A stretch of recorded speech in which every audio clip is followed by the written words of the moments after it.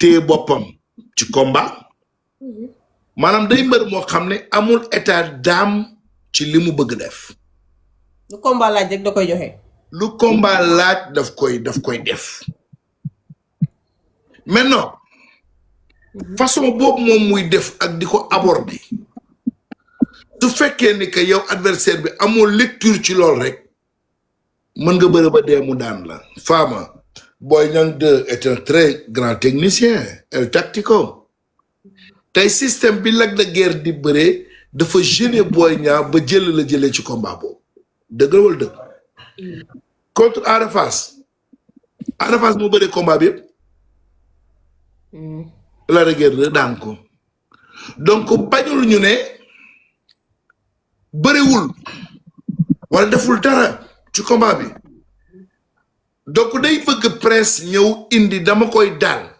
par presse ak lu mën a am bu defee ni Lac de Guiers 2 tey ba nil ak Lac de Guiers numéro 2 presse la ñuy blâmer parce que moom mooy xale parce que moom moo bëgg a dem parce que moom parce que maanaam yu bari daf ci nekk léegi Lac de Guiers 2 du mbër muy bañ loolu donc bu taxawee ci position boobu ñaare nga bëgg ñëw jeexal ko bëgg ñëw kut bañ a dund loolu muy dund ah là mën na la daan facilement te du ci sonn ndax li ngay bañ ci combat moom bañ ko ci combat mën na faa ñëw nga taxaw mu naan comme yooyu muy def maanaam ba noppi retourné ne nit ñi dañ may xeex nit ñi bëgguñu ma Alaaji Bécaye gis naa lépp fi yàlla rek a fi ne xam naa lépp tu as compris donc presque il faut que mu sóor ni ko kii muy bëreel mbër la moo xam ne bañul dara ci bés mentalité de fer la yor stratège la mais ci côté doole presque moo ëpp doole. parce que mooy xale. non moo ëpp doole sax man dem gis naa leen ci face to face bi tu sens que ni que xale bi moo gën a nekk xale moo ëpp fraîcheur physique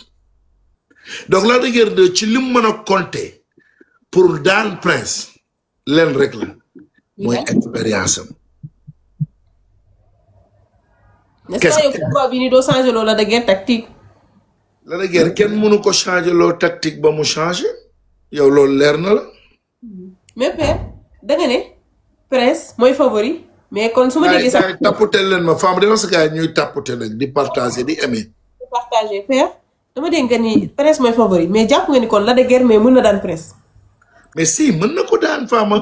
déggoo man le prince est le super favori sauf erreur tactique sauf li may wax dafay leer dama bëgg li may wax ñëpp dégg ko xam li ma bëgg wax mooy sauf erreur tactique. Lac de Guiers 2 buy daje ak mbër la muy bëre ak moom da koy indaale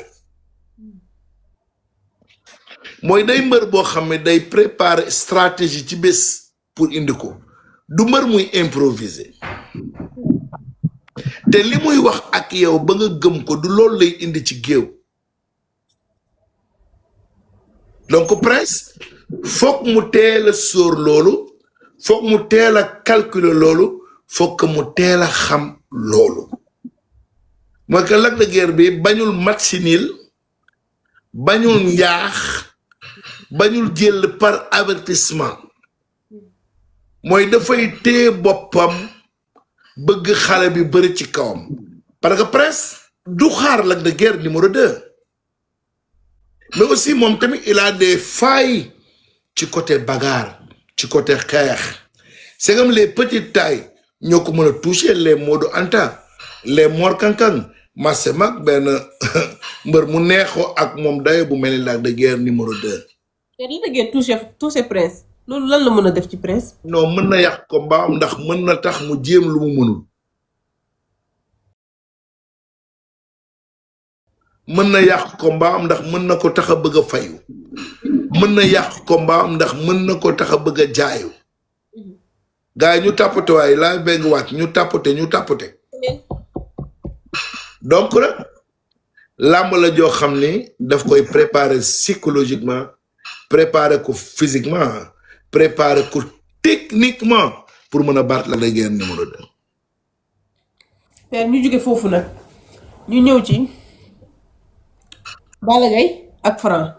seen combat moom la amateur yi bëggoon moom lañ doon dégg moom lañ doon dégg rumeur yi ñu jékki saa mu joxal ñu affiche bi Balla Gaye Ada Fass changement bi yow dañ ci am xam nga ci dara wala ni nga ko gisee la ko ni nga ko nit ñi gisee noonu nga ko gisee. bon man lu ma bett la jusqu'à ce soir man 17h tey fii heure France boo xoolee boobu mu ngi nekk ay 15h Sénégal la Ada Fass woo sunu benn xarit Njaay Taala bu nekk fii Paris bon ñu doon discuter ñun entre suñu biir bon ci laa yëg ni que gars yi à l'instant même ñu nga kër Baye Alla Ndiaye di passer à l'acte moo tax démb bi ñu ne Franc Balla Gaye de taxaw na xaw na ma bett man parce que xool naa toutes les voix officielles d'Albourakh gisuma ko ci muy benn ñaareel bi je me suis dit mais attends si c'était Jambar va communiquer sur ça parce que am nañu ay communicants am nañ ñoo xamante ne que ñoom ñoo leen di waxal donc li tax Jambar communiqué wu ci Albourakh communiqué wu ci kon ce combat là est incertain man ci xel laa ko teg il est incertain je savais que nag y avait quelque chose lu Baye di mijoter parce que Baye il est comme ça boo ko séentoo nord mu nga sud boo ko séentoo sud mu nga est maintenant kaaw Franc moo jar taxaw faam xam nga tey dëgg la Franc est un pur produit de Jambar parce que Mansour Ba est son frère père ba mooy son agent le père de Mansour Ba mais tey Franc dafa nekk ci benn dilemme boo xam ne benn diggal boo xamante ne que tey ci diggante Albourakh ak Jambar c'est Albourakh qui détient la plus grosse part du lion. ñoo jël mbër yëpp jox leen ku nekk ñu jox la 2 avance juste pour garder mbër yi. donc Jambar Mansour Ba a intérêt à fexe ba combat Franc taxaw il a intérêt ci ban côté. ci côté yëpp parce que tey mais Franc dafa am famille Franc dafa am ay supporters tey Franc lu muy xool coloré di xale te bëriwul ay bokkam bu yàggee dinañ ko ni déet demal nga bëri ji. mais léegi fee le fait que Franc ci Jambar la nekk Balla Gaye nekk ci Albourakh Franc Balla Gaye kan mooy agent am. non Balla Gaye de Aziz. léegi le fait que Albourakh ak Jambar ñu xawuñ neexoo seen biir juste est-ce que du pour bañ Mansour Ba tëgg combat Franc contre Balla Gaye moo tax ñu jox Ada Fass Balla Gaye. waa xam nga tey Jambar tey su ko wóoree ni que y a impossibilité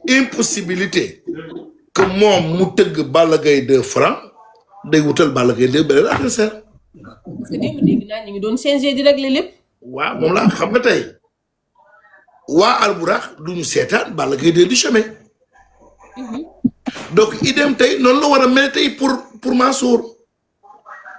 moo tëgg dernier combat Franc n'est-ce pas mais tey ñan la fi Franc dese comme adversaire femme. Balla Gaye Reug Reug Boy Niang Sa Thiès. Balla Gaye génn ko Sa Thiès génn ko. Siteu génn ko. Boy Niang Reug Reug. waa léegi Boy Niang Reug Reug léegi déglu Fama li ma lay wax ubbil sa bopp Reug Reug mu ngi avance su Albourakh moo ko Ama Baldé. waaw. yow wóor na ni bu Ama Baldé ne woon cëpp ci dëkk bi Reug Reug jóge ci digganteem ak Boy Niang munoo wax ba duñu taxawal Reug Reug Ama Baldé. léegi ñoom mbër yi ñu jël yëpp jox leen avance pour tënk leen pour bañ yeneen promoteurs yi am accès ci mbër yi la wala dañoo jox avance pour seen business. waaw mais lamb business la Fama làmb mënuloo ci génne business tey mbër mi benn produit buy jaay la tey amul benn promoteur bu ne mbër sàngam maa ko moom mbër mi da nga koy fay lu ko arrangé bàyyi laa di clairement làmb ji business la business amul Jean amul Paul ñu lépp lu ñu mën a tëgg dañ koy tëgg te ñoom fexe nañu ba am capital brut mooy xaalis bu tegee boo xamante ne que lépp lu ñu bëgg a tëgg dañ koy tëgg tu as compris maintenant nag est-ce que tey Franc mën na stagner ok Mansour sama xarit la Mansour Franc sama mbër la ah bu yàggee nag Franc dafay nekk ci dilemme parce que lii am nii tey c'est un coup d'état les Njaay sont très ay bopp lañu ci li ñuy def bàyyi gëmul nelawul et puis le silence de Mansour ça gêne des fois ça gêne mooy xamloo lan la bëgg def ak fan la jëm. Franc le 14 juin aussi quartier bu desee bu neexee ci la de guerre Franc la de guerre dara du ko dàq. waaw d'accord Franc Lac de Guiers dara du ko dàq bu neexul ci Lac de Guiers. ah Franc aussi père dina xaw a métti ci moom aussi il faut mu xaar te combat yi père li gën a métti mooy Siteu ak Sa Thiès dafa sori. Siteu bul Fama Siteu dafa yor ñaari avance alburax génn ko ci carte. léegi père ñoom mbëri yi ñu jël yëpp jox leen avance tamit aussi pour ba ñeneen ñi ak am accès si ñoom aussi loolu dafa métti. ah déet ñoom neewuñu bu kenn accès ci ñoom de. mbër mi dafa teg di jaay ñoom ñu yor seen xaalis mën koo jënd dong nag la jëwal dëgg nag Fama. waaw wuy ma jàmbaar su ñëwoon ne Siteu dama bëgg sa combat ins bi mënul nekk parce que Siteu mi ngi ak 2 avance. Siteu mu ngi ak 2 avance Ada Fass mu ngi ak 2 avance Sa Thiès mu ngi ak 2 avance Balla Gaye 2 naa ma ko saalik bo Reug Reug mu ngi avance su alburax Ama Baldé mu ngi avance su alburax ah dañuy business y a rien de mal. Moi, Baye a eu la chance d'avoir un grand frère comme Abdoulaziz Ndiaye, qui est un très grand businessman, qui veille toujours sur son frère et sur le business de son frère. Tay bu Baye xamul lu mu war a def sax Aziz xam na moom lan la Baye war a def. kon SB Gris moo fi sës. non Franc jàpp ma ni bon peut-être est-ce que Franc dina soxla Gris Bordeaux je ne pense pas. tey jàmbaar amul droit wutal Franc lu gën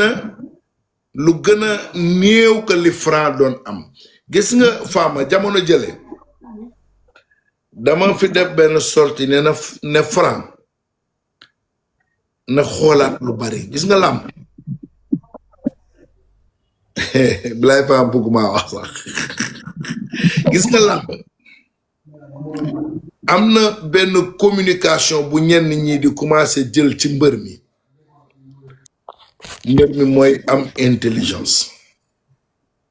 sinon gis nga bu toppee rythme boobu dañ koy def ni xob ngelaw mën na koo yóbbu dugal ko ci mpax xaw est-ce que yaa ngi may comprendre wala déet donc Franc il faut mu revoir lu bari ci moom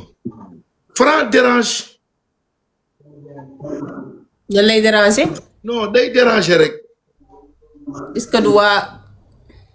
non ñooñu yow tamit ñooñu ay commerçant dañuy jënd ak jaay mais Franc day déranger ci làmb Franc am na ñoo xamante ne que Franc arrangé wu leen ci làmb parce que xam nañ ne que Franc ñoom ñëpp lay daan amul Jean amul Paul. le fait que adversaire Franc yëpp ku nekk yaa ngi ak 2 avance léegi Franc moom ins bi nii Reug Reug am na avance su Ama Baldé. il est obligé de xaar Boy Niang. Franc ins bi nii Boy Niang la mën a xaar père que ça soit Boy Niang am victoire ou défaite Franc Boy Niang la mën a bëree. man Franc jàpp ma ne que tey bu Boy Niang amoon défaite dina ko jël. munoo jóge barki dem moo njaay ci Tapha Tine jóge barki dem moo njaay ci Ama Baldé jóge barki dem boo njaay ci Tapha Tine un Boy Niang bu am defet nga ñëw di bëri ak moom. su jëlul Boy Niang ñan lay xaar combat yi nii fii ak ay déwén. waa léegi moo tax ma ne la kon Franc il est dans le dilemme Fama Franc dafa nekk ci benn zone de turbulence ñi ma dégg ñuy communiquer yëpp li ñuy communiquer noonu du ko faj way dañu contre boy bi way waa CAF waa FIFA waa nangam déedéet loolu du affaire bi Franc dafa soxla bien encadré il faut qu'il soit très bien encadré parce que lii ma gis nii mu tàmbali nii ci carrière am fa mu jëm du baax mais c'est vrai fa mu jëm du baax Fama il faut qu'on dise la vérité su moytu làmb dana ko suul oui mais léegi pourquoi pas mu reculer Doudou Sané ñoom général Malika ñooñu wala. ah xaw ma de mais su moytuwul làmb nga ci tànk suul ko man maay wax ak yow Fama ñiy wax yëpp nii kenn gëmu ko ci barke Seydina Mohamed. DPR Franc mënul bëre xale yi parce que xale duñ ko jël. ban xale ko bi jël. ay presse jugoon ci la dëgër am ci dara moo Franc voilà. mais waa Fama nan ngay jugee barki démb ci dynamique de victoire yi Franc dajale di retourner di bëre presse. comme que mënul am adversaire ñëpp tënk nañ leen. waa kay moo tax ma ne kon li ma bëggoon nga comprendre ko yaa ngi koy commencé comprendre dama bëggoon yow nga mën a peese ak mën a comprendre exactement Franc ci ban situation la nekk ci situation bu très compliquée la nekk pour dire vrai il faut mu jàjjuwaat revoir beaucoup de choses pour mën a taxawaal Mansour Ba tamit aussi dafa am obligation